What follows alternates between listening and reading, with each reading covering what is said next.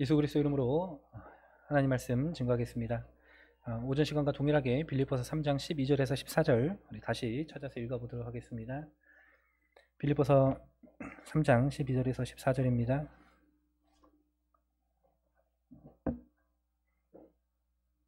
찾으셨으면 같이 읽겠습니다. 12절 내가 이미 얻었다 함도 아니요 온전히 이루었다 함도 아니라 오직 내가 그리스도 예수께 잡힌 바 된 그것을 잡으려고 쫓아가노라. 형제들아, 나는 아직 내가 잡은 줄로 여기지 아니하고 오직 한 일, 즉 뒤에 있는 것은 잊어버리고 앞에 있는 것을 잡으려고 표대를 향하여 그리스도 예수 안에서 하나님 위에서 부르신 부름의 상을 위하여 쫓아가노라. 아멘. 오전 두 번째 시간에는 표대를 향하여 쫓아가노라 라고 하는 제목으로 하나님 말씀 증거하겠습니다. 이 빌립보서 3장에 있는 말씀은 성도가 거룩을 쫓아 살아가는 삶의 모습이 어떠한가를 바울 사도를 통해 우리에게 말해주고 있습니다. 첫 번째 시간에 목적성, 이 표대, 소망에 대해서 말씀을 드렸고요. 두 번째 시간 때 그 표대를 향하여 라고 하는 것을 통해 방향성, 우리 거룩을 쫓는 성도의 방향성이 표대를 향해 있어야 한다라는 말씀을 드렸습니다.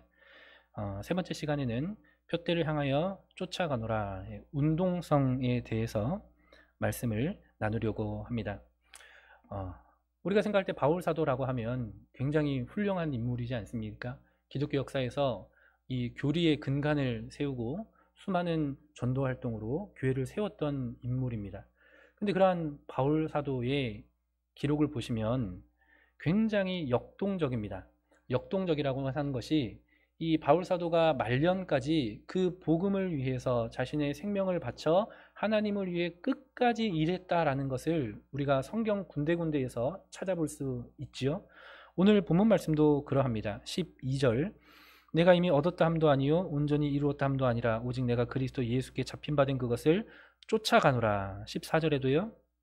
표대를 향하여 그리스도 예수 안에서 하나님 위에서 부르신 부름의 상을 위하여 쫓아가노라. 이 쫓아간다 라고 하는 표현이 얼마나 역동적입니까?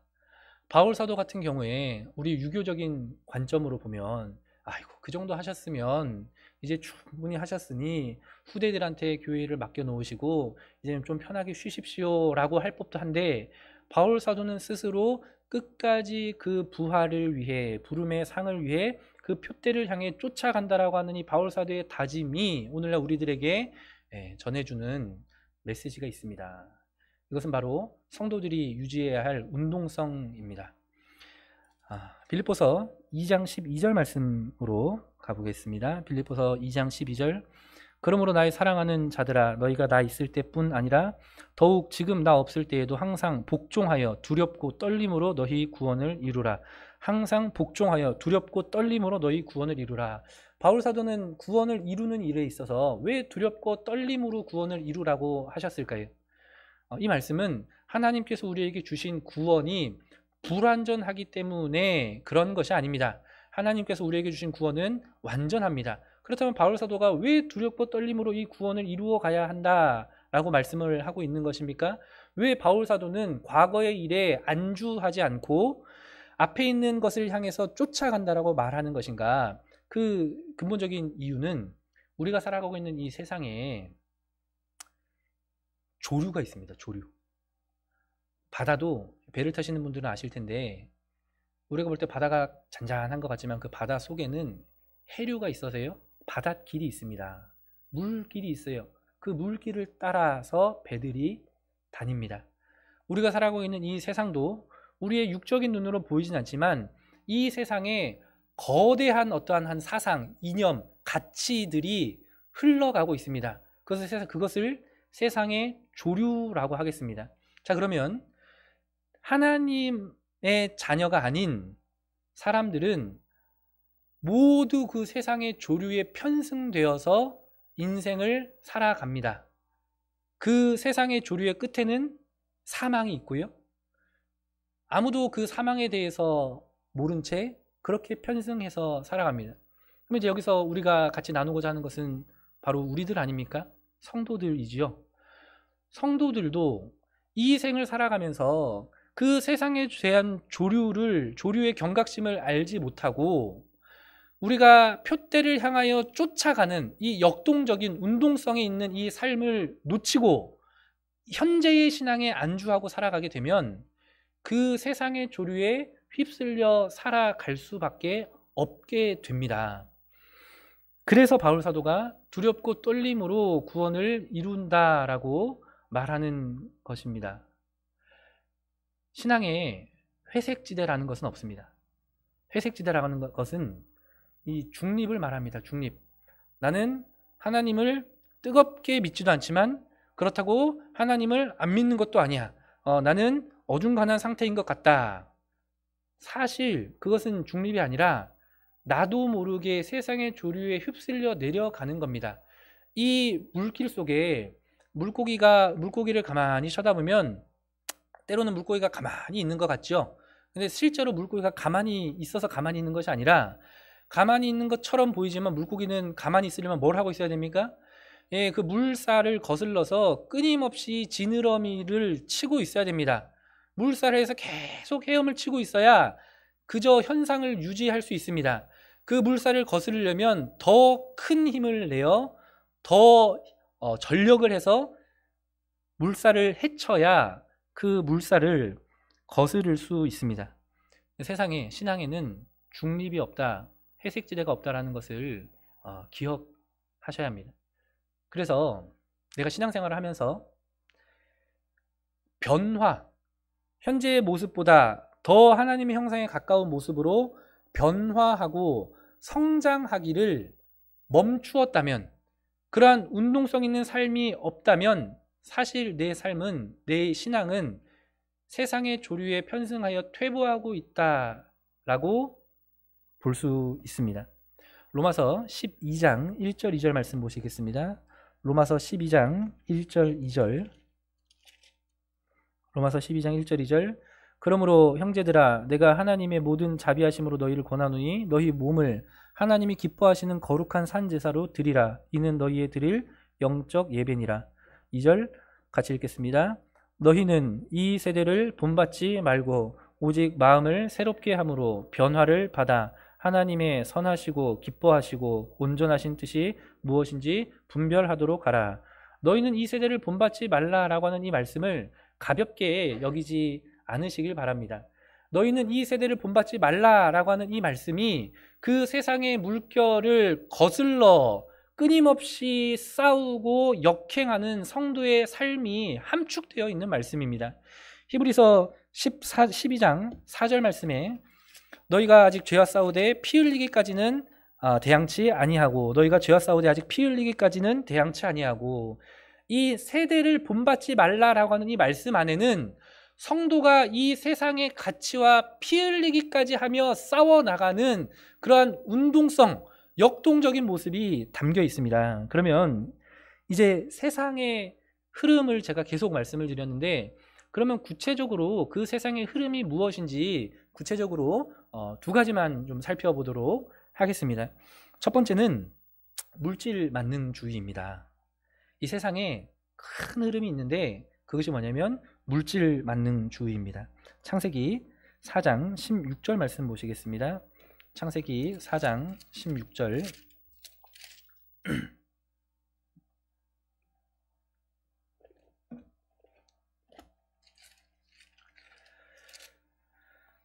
가인이 여호와의 앞을 떠나 나가 에덴 동편 놋 땅에 거하였더니 아내와 동침하니 그가 잉태하여 에녹을 낳은지라. 가인이 성을 쌓고 그 아들의 이름으로 성을 이름하여 에녹이라 하였더라.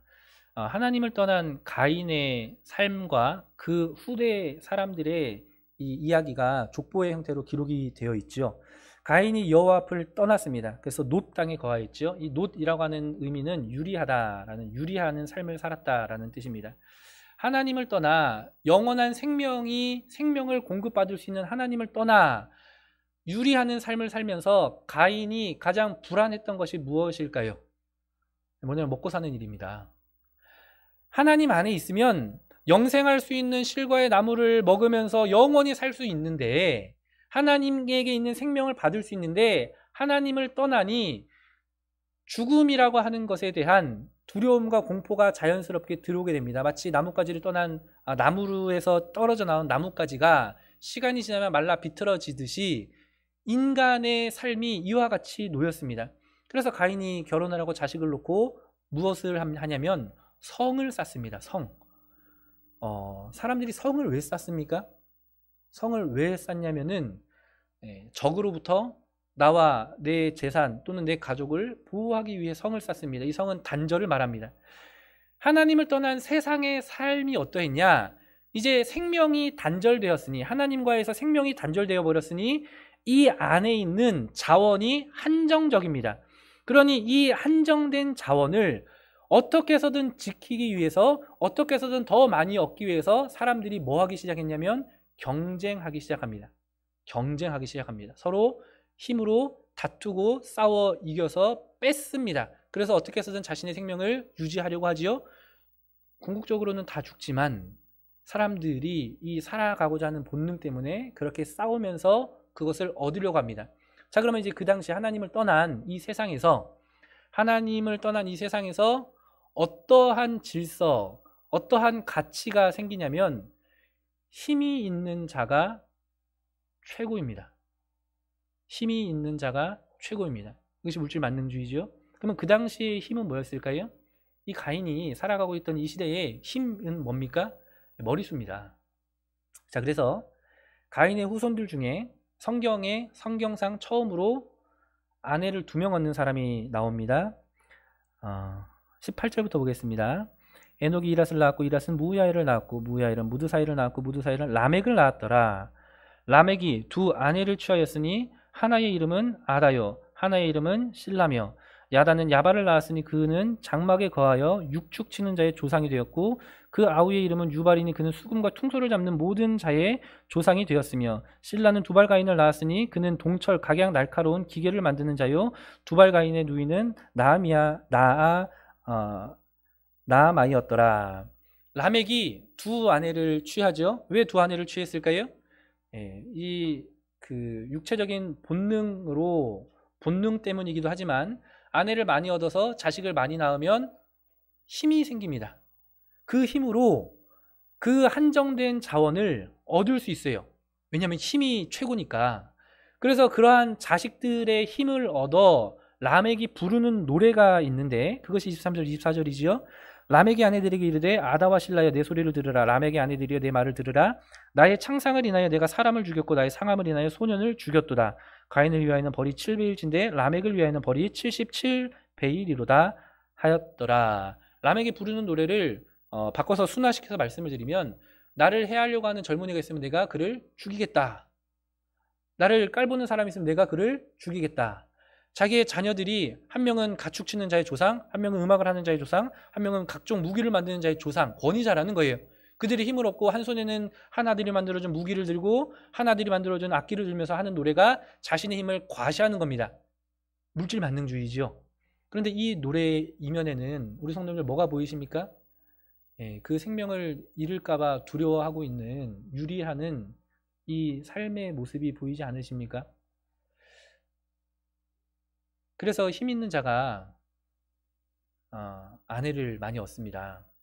이 재밌는 것은요, 이 2 아내 아다와 실라의 이름인데요, 한 명은 꾸미는 자라는 뜻이고요, 한 명은 딸랑거리는 자라는 겁니다. 꾸미는 자, 딸랑거리는 자. 이름의 뜻이 참 재밌죠. 힘 있는 사람이 미인을 얻습니다. 근데 이것을 뒤집어서 바라면은요, 미인이 힘 있는 자를 얻습니다. 그러니 외모지상주의가 더불어서 생깁니다. 외모지상주의. 이 세상에 있는 이 거대한 이 힘의 가치가 있습니다. 그렇다면 오늘날 우리가 살아가고 있는 이 시대에는 이것이 없느냐? 여전히 있습니다. 약육강식이지요. 힘 있는 자가 힘 없는 자들의 것을 다 깔고 앉아 그것을 독식할 수 있는 세상입니다. 그러면 이 세상에서의 힘의 본질은 뭡니까? 우리 성도님들 다 알고 계시지요? 돈입니다. 이 세상에 그 힘이라고 하는 것의 결정체가 뭐냐면 돈입니다. 돈이 있으면 원하는 대로 다 할 수 있고요. 자기의 생명을 어떻게 해서든 연장할 수 있고요. 자기가 누리고 싶은 영광을 다 누릴 수 있습니다. 그래서 세상 사람들이 환장해서 돈을 벌려고 하는 겁니다. 성경도 그것을 이미 우리들에게 경계해 주고 있지 않습니까? 사람이 두 주인을 섬길 수 없나니 하나님과 재물을 겸하여 섬길 수 없다. 그렇다면 이러한 세상의 큰 흐름에서 우리가 세상의 조류와 맞서 싸운다는 것은 구체적으로 뭘 말할까요? 이러면 이제 굉장히 쉽지 않습니까? 하나님을 믿는 사람들이 재물을 쫓아 살아가는 것은 미련한 삶입니다. 그 썩어 없어질 것, 그래서 그 재물을 얻기 위해서 그 경쟁 사회에 뛰어들어 가지고 사람들과 계속 경쟁하여 승리해서 그것을 얻어서 더 많은 것들을 누리고 더 안전한 것들을 누리려고 하는 그 생각, 그 세상의 가치가 들어온 우리 성도의 삶이 얼마나 안타깝습니까? 한 부자가 소출이 많았습니다. 창고를 지었습니다. 그리고 그것을 쌓아놓고 우리가 이제 즐기자. 그때 하나님께서 뭐라고 말씀하십니까? 오늘 밤 내 영혼을 내가 취해가면 이것이 네 것이 되냐? 어리석은 자여. 어리석은 자여. 오늘날 우리 성도가 이 표대를 향하여 끊임없이 쫓아가야 하는 이유가 이런 세상의 거대한 흐름 속에서 우리가 아무런 생각 없이 살아가면 이대로 휩쓸려 살아갑니다. 무엇이 옳은 것인지, 무엇이 내가 바라던 소망인지를 모르고 사람들이 다 그렇게 살아가니 우리도 다 그렇게 살아가는 거예요. 최근에 가장 이슈가 되는 것이 있다면은 주식과 부동산이지요. 최근에 아마 우리 성도님들은 다 아실 거라 생각을 합니다. 저 신조어를 들었습니다. 영끌이라는 단어 들어보셨습니까? 영끌 뭐냐면은 줄임말인데요. 영혼을 끌어모은다는 거예요. 그러면 이 영끌이라고 하는 단어가 어디에 많이 쓰이냐 봤더니요. 영끌해서 아파트 샀다라고 하는 표현할 때 많이 쓰이더라고요. 영끌해서 아파트 샀다. 영끌해서 왜 아파트를 삽니까? 사면 오르니까. 그래서 어떻게 해서든 아파트를 사야 된다. 근데 제가 안타까운 것은요. 이 말을 교회 안에서 들었습니다. 저는 물론 압니다. 이 표현이 영끌해서 아파트를 샀다라고 하는 표현이 그만큼 이 시대에 집 한 채를 사는 것이 어렵다. 그만큼 어려웠다. 라고 하는 표현으로 이 용어를 사용하는 것을 압니다. 하지만 저는 이 단어가 상징하는 바가 상징성이 있다라고 느껴져 두렵습니다. 세상 사람들이 영혼을 끌어모아서 아파트와 돈을 쫓아 살아가지요. 근데 우리 성도가 그 사람들과 동조가 되어서 영끌해서 아파트를 살아가는 삶의 모습이 어떻게 여겨지십니까? 이게 정말 두렵습니다. 이런 세상의 가치에 잠식되어 살아갈까 너무나 두렵습니다. 또 한 가지 세상에 큰 조류가 있는데 이것은 인본주의라고 하는 것입니다. 인본주의입니다. 인본주의라고 하는 것은 쉽게 인간이 주인이 되어 살아가는 것을 말합니다. 우리는 하나님께서 나를 지으셨음을 믿습니다. 그래서 내 삶의 주인이 하나님이시고 하나님의 뜻대로 살아가는 것이 옳은 일이고 그리고 그것이 선한 일이고 그것이 의라는 것을 믿습니다. 근데 인본주의는 반대예요. 사람이 내 삶의 주인은 내가 되어서 내가 결정하고 내가 판단하고 옳고 그름을 내가 정해서 내 뜻대로 내 마음대로 살아가는 것, 이것이 이제 인본주의입니다. 그러면 이 인본주의라고 하는 이것이 이 뿌리가 어떠한 열매들을 맺고 있는지를 제가 한 가지 말씀을 드리면 아마 우리 자매님들 중에 이제 저를 이상하게 볼 사람들이 있을지도 모르겠습니다. 젊은 사람들이 요즘에 결혼 안 하죠. 비혼족 들어보셨죠? 결혼 안 하고 혼자 살려고 하는 사람들. 결혼을 해도 아이를 낳지 않습니다. 그래서 전 세계적으로 출산율 꼴찌가 한국이지요. 0.8까지 떨어졌고 이대로 가면 지구상에서 가장 먼저 소멸되는 나라가 한국이라고 합니다. 저출산 문제가 굉장히 심각합니다. 그리고 결혼하는 사람들도 이혼합니다. 이걸 황혼 이혼도 급증하고 있지 않습니까? 이혼합니다. 이러한 일들의 이러한 사회 문제의 그 뿌리에는 인본주의가 있습니다. 이렇게 질문을 드리면 이해할 수가 있을 겁니다. 사람들이 왜 이혼합니까? 왜 아이를 안 놓습니까? 왜 결혼 안 하려고 합니까? 왜 안 하냐면은 내 삶이 없어지기 때문에 그렇습니다. 결혼을 하는 순간 법적으로 남편과 아내에게 매이게 되고요. 자녀를 낳은 순간 자녀를 우리 키워오신 부모님들 다 아시지요? 어머님의 인생이 사라집니다. 그 한 여자로서의 자아가 사라집니다. 매이게 됩니다. 그러니 내 꿈, 내 커리어, 내 뜻을 이루기 위해서는 그런 것들을 결혼이나 자녀를 할 수가 없어요. 또 살다가 예전에는 이혼이 큰 허물이었는데 이제는 허물이 아닙니다. 살다가 내 마음에 안 맞으면 갈라서면 됩니다. 이러한 것들의 이 본질적인 문제는 죄이고 그 죄가 뭐냐? 인본주의입니다. 결혼하고 아이 낳는 것은 하나님의 뜻입니다. 선택이 아니라 필수입니다. 이거 이제 인터넷으로 방송 나가나요? 창세기 1장 28절 말씀 보시겠습니다. 창세기 1장 28절. 하나님이 그들에게 복을 주시며 그들에게 이르시되 생육하고 번성하여 땅에 충만하라. 땅을 정복하라. 바다의 고기와 공중의 새와 땅에 움직이는 모든 생물을 다스리라 하시니라. 하나님이 사람을 지으시고 그 사람에게 복을 주십니다. 그리고 그 사람에게 책임, 일을 맡기시죠. 그 일이 뭐냐면 생육하고 번성하고 다스리는 겁니다. 하나님의 나라, 이 하나님께서 지신 하나님의 나라를 확장시키고 관리하는 것입니다. 확장시키고 관리하는 일, 이것이 가장 처음 하나님께서 하나님의 나라를 만드시고 그 하나님의 나라에 살아가는 하나님의 자녀에게 주신 책임이자 의무입니다. 그럼 하나님의 나라는 어떻게 확장되어져 갑니까? 하나님께서 그렇게 해서 주신 제도가 결혼이라고 하는 제도입니다. 사람이 독처하는 것이 좋지 못하니 이것은 하나님이 남자를 짓고 보니 어이구 내가 실수했네 라고 해서 여자를 다시 지으신 것이 아니라 하나님이 애초에 사람을 지으시기를 계획하실 때 남자와 여자를 지으시고 이 남자와 여자가 연합하여 하나를 이룰 때 생육하고 번성할 수 있게 하셔서 그 하나님의 자녀들을 확장할 수 있는 책임을 주신 겁니다. 그러니 하나님의 뜻은 결혼하여 자녀를 낳아 하나님의 나라를 확장하는 것입니다. 하나님의 백성이 아닌 사람들은 해당이 되지 않습니다. 하나님 안에 있는 하나님의 성도는 결혼과 출산은 선택이 아닙니다. 내가 목표를 향하여 표대를 향하여 쫓아가는 그 삶을 살아가는 사람은 자연스러운 일입니다. 근데 요즘 이제 이렇게 이야기하면 이제 큰일 나죠. 인터넷에 보니까 각종 이제 비난의 글들이 여자가 아이를 놓는 기계냐부터 이제 해서요. 각종 비난의 글들이 있습니다. 근데 어쩔 수가 없습니다. 이게 하나님의 뜻입니다.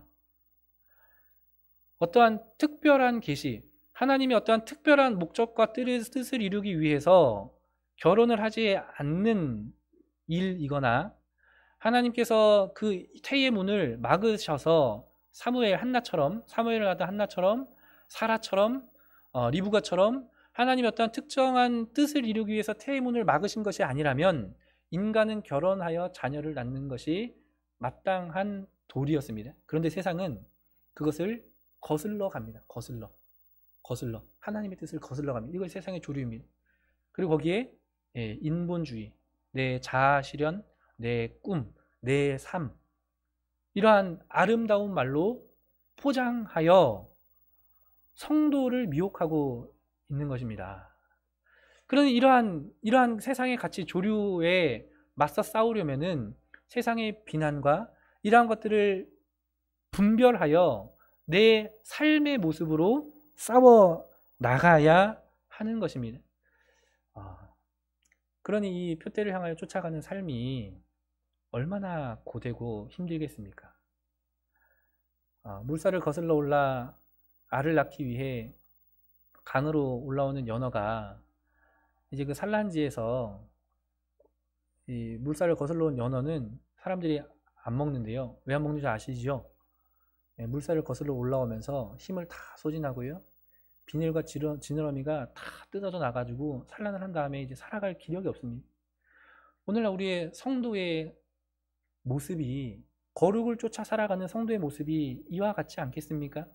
이 세상의 조류와 맞서 싸우려면은 피 흘리기까지 대항하여 싸우지 않고서는 이것을 도저히 거스를 수가 없습니다. 없습니다. 또 한 가지 싸움이 있는데요.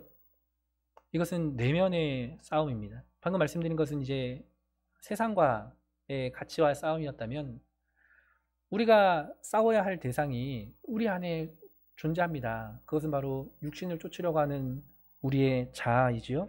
갈라디아서 5장 말씀 보시겠습니다. 갈라디아서 5장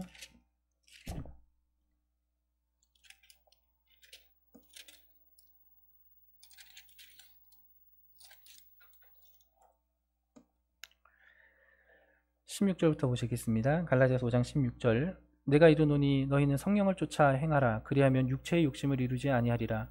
육체의 소욕은 성령을 거스리고 성령의 소욕은 육체를 거스리나니 이 둘이 서로 대적하므로 너희의 원하는 것을 하지 못하게 하려 함이니라. 너희가 만일 성령의 인도하시는 바가 되면 율법 아래 있지 아니하리라. 육체의 일은 현저하니 곧 음행과 더러운 것과 호색과. 우리 안에 여전히 육체의 소욕이 있습니다. 죄성을 가진 내 옛 자아가 있습니다. 그래서 우리 성도는 이 내 옛 자아, 육신의 일을 이루려고 하는 이 옛 자아와 끊임없이 싸워야 합니다. 이것이 표대를 향하여 쫓아가는 성도의 삶에 나타나야 하는 태도입니다. 그래서 바울 사도는 고린도전서 15장 31절에 나는 날마다 죽노라. 나는 날마다 죽노라. 이 말씀의 의미가 뭡니까? 바울 사도도 그 자신의 안에 있는 육신의 소욕과 날마다 싸워 그 육신의 소욕을 성령의 소욕으로 죽이는 싸움을 끝까지 했다는 겁니다. 이 육신의 소욕을 내어버려두면 어떤 일이 벌어질까요? 예, 죄악으로 끌고 갑니다. 내 안에 있는 육신의 소욕이 이 죄로 나를 끌고 가려고 하는 방향성을 가지고 있습니다. 그래서 우리가 이제 유교적인 관점에서 보면 나이가 드신 분들, 연로하신 분들, 이제 당연히 젊은 사람들에게 대접을 받아야 하고요. 당연히 젊은이들이 일을 더 많이 해야 되는 것이 맞습니다. 마땅하지요. 그런데 하나님 앞에서 이 신앙의 연륜, 신앙의 경력이나 내 나이의 연륜이 핑계거리가 되지 못합니다. 어린아이에서부터 늙은 할아버지까지 우리는 모두 다 하나님 앞에 변화를 받아 새로움과 성장을 추구하며 살아가야 할 사람들임을 명심하셔야 합니다. 그래서 끊임없이 말씀을 쫓고 기도를 통해 하나님의 뜻을 깨달아 알려고 노력하여 살아가야 합니다. 제가 김천에 있을 때 이제 처음으로 발령을 받은 곳이 이제 김천이었습니다. 그때는 지금보다 더 젊었죠. 김천에 가보니까 제일 젊으신 분이 50대 후반이십니다. 이제 그분들하고 이제 그 주중에 성경 공부를 이제 하려고 모이세요 해가지고 이제 교회에 다 모여서 성경 공부를 하는데 문제가 생겼습니다. 문제가 어떤 문제일까요? 예, 어떤 분은 이제 귀가 잘 안 들리시고 어떤 분은 눈이 잘 안 보이셔요. 그래서 읽는 것도 힘들고 듣는 것도 힘들고, 그런데 이 성경에 있는 말씀이 이해가 되고 깨달아지고 하는 일이 있기가 어렵겠지요. 젊었을 때 제 그 호기로움으로 그것이 얼마나 안타까웠는지요. 막 그것을 어떻게든 해보려고 했습니다. 그런데 지금 돌이켜 생각을 해보니 중요한 것은 우리가 전 시간에도 말씀을 드렸지 않습니까? 어떠한 말씀을 많이 읽었다, 기도를 많이 했다가 아니라 그렇게 살아가려고 하는 방향성을 견지하여 그 방향성을 향해 쫓아가려고 하는 그 삶의 모습입니다. 어떻게 해서든 하나님의 말씀을 붙들고 살아가야겠다고 하는 그 태도, 기도를 통해서 하나님의 뜻을 깨닫고 싶다라고 소망하고 갈망하는 그 삶의 태도, 그래서 안주하고 현재의 모습에 안주하여 편안함을 쫓으려고 하는 사람의 삶의 태도와 끊임없이 거룩을 추구하며 표대를 향하여 쫓아가는 성도의 삶의 태도는 반드시 다를 수밖에 없습니다. 마치 앞에 있는 감나무를 향해 활을 쏘는 사람과 저 하늘에 있는 달을 향해 활을 쏘는 사람의 자세는 다르겠죠. 다를 수밖에 없지 않습니까? 중요한 것은 그 화살이, 내가 쏜 활이 달에 닿을 수 있느냐 없느냐가 아닙니다. 당연히 못 닿죠. 우리의 의로운 행위로 하늘나라에 들어가는 것이 아닙니다. 다만 우리가 그 하늘을 소망하고 끊임없이 그 자세를 견지하여 살아가려고 할 때 하나님께서 은혜를 부어주시는 겁니다. 하나님께서 역사하시는 겁니다. 우리의 힘으로는 세상의 조류를 거스를 수 없지만 우리가 하나님의 성령의 바람을 의지하여 세상을 역행하려고 열심히 노를 저을 때 하나님께서 성령의 바람을 부셔서 그 물살을 거슬러 올라갈 수 있는 힘과 능력을 우리들에게 주시는 것입니다. 재작년에 소천하신 우리 목포교회 김순희 집사님이 계십니다. 이분이 돌아가시기 이제 1, 2년 전에 이제 치매가 오셨어요. 그래서 이제 교회 오는 날을 깜빡깜빡 하십니다. 그래서 심했을 때는 매일같이 오셔요. 하루에 5번씩을 오십니다. 택시를 타고 항상 교회 오셔서 이제 교회 문을 두드리시다가 아니면 사택에 와서 문을 두드립니다.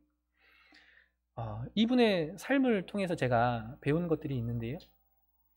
이분의 삶에는 정말 교회밖에 없었구나. 일단 그 부분이 감사했습니다. 그래서 이분이 치매로 인해서 기억은 잃으셨지만 하나님께서 이분을 붙들어 주시고 그래도 오시는 것이 교회입니다. 얼마나 감사합니까? 이분이 교회 오시면 꼭 하시는 일이 있었습니다. 그 일이 뭐냐면 화장실에 있는 쓰레기통을 비우는 일입니다. 그래서 제가 하루는 집사님한테 그랬어요. 집사님, 이런 것들 다른 사람 분들이 하실 수 있으니까 집사님은 그냥 올라가서 쉬고 계세요 라고 했을 때 그분의 한마디가 저를 부끄럽게 했습니다. 그분이 저한테 뭐라고 하셨냐면요, 목사님, 제가 이거라도 해야죠.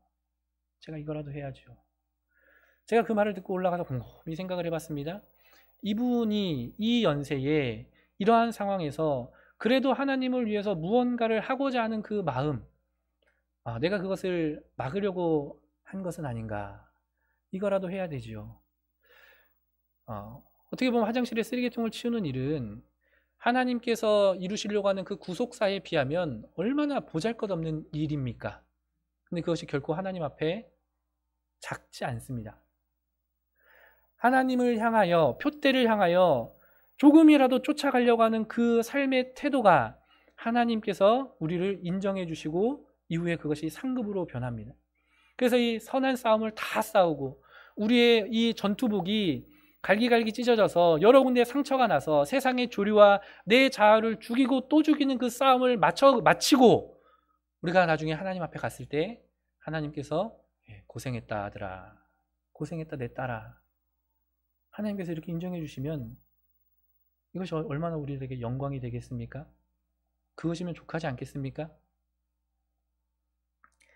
간절히 원하옵기는 이 표대를 향하여 쫓아가는 이 선한 싸움을 마다하지 않고 살아가시는 저와 우리 성도님 되시기를 원합니다. 세상의 편안함을 추구하지 마십시오. 내가 누릴 수 있다고 다 누리는 것은 죄입니다. 끊임없이 내 자아를 말씀과 기도로 죽이고 세상의 가치를 말씀으로 분별하여 그것과 싸워 역행하며 살아가는 것이 거룩을 쫓는 마땅한 성도의 삶임을 오늘 말씀은 우리들에게 전해주고 있습니다. 간절히 원하옵기는 이 찰나의 인생, 영원에 비하면 우리가 살아가는 이 80, 100년의 인생은 정말 찰나 아닙니까? 이 잠깐 찰나 인생을 살아가실 때에 표대를 향하여 쫓아 살아가시는 저 우리 강족교 성도님 되시기를 예수님의 이름으로 간절히 소망합니다. 묵상기도 하시겠습니다.